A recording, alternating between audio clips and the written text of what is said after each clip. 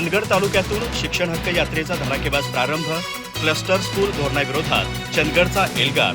हजारो पालक, शिक्षक, विद्यार्थी रस्त्यावर उतरले। राज्य सरकारच्या शाळा बंद आणि संमिलीकरण अर्थात क्लस्टर स्कूल धोरणाविरोधात चंदगड तालुक्यातून जोरदार जनआंदोलनाची ठिणगी पडली आहे। डोंगर दऱ्यातील आणि दुर्गम भागातील शाळा टिकवण्यासाठी तसंच गोरगरीब विद्यार्थ्यांचा शिक्षणाचा मूलभूत हक्क अबाधित ठेवण्यासाठी शिक्षण हक्क यात्राला गुरुवारी चंदगड येथून मोठ्या उत्साहात प्रारंभ करण्यात आला। या यात्रेत विविध राजकीय पक्षांचे पदाधिकारी, शिक्षक संघटनांचे पदाधिकारी, शालेय व्यवस्थापन समित्यांचे सदस्य, पालक, विद्यार्थी आणि शिक्षणप्रेमी नागरिक मोठ्या संख्येने सहभागी झाले। श्री देव रवळनाथ मंदिर परिसरात सर्व घटकांची भव्य एकत्रित उपस्थिती पाहायला मिळाली।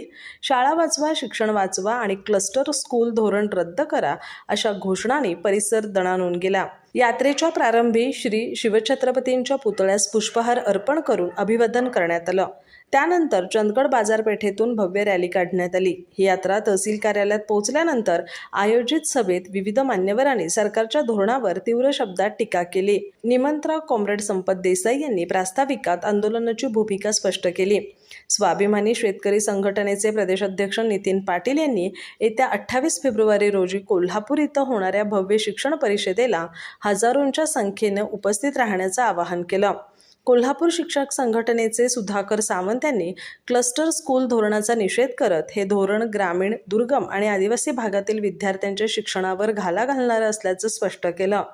कॉम्रेड बापू नारकर, शिवसेनेचे सुनील शिंत्रे, विजय देवणे यांच्यासह अनेक मान्यवरांनी सरकारच्या भूमिकेवर कठोर टीका करत हा लढा शाळांसाठी नसून संपूर्ण पिढीच्या भविष्यासाठी असल्याचं ठाम मत व्यक्त केलं।